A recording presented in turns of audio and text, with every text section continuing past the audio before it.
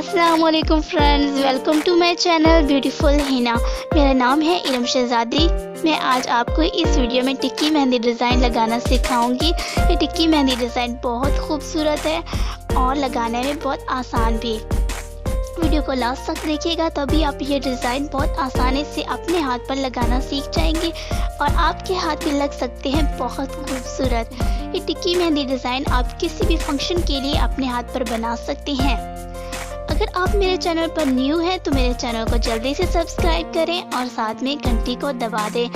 इससे फ़ायदा यही होगा, जैसे ही मैं न्यू वीडियो अपलोड करूंगी आपको उसकी नोटिफिकेशन मिल जाएगी और आपकी यूट्यूब ऐप की होम स्क्रीन पर शो हो जाएगी। इस तरह से आप मेरी हर न्यू वीडियो सबसे पहले देख सकते हैं और कुछ सीख सकते हैं।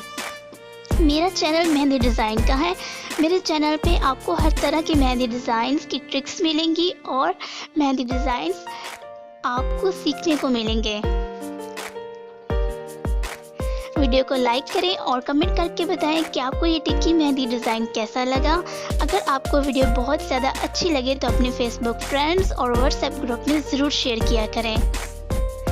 बहुत अच्छा लगता है जब आप लाइक करते हैं, कमेंट करते हैं और शेयर करते हैं।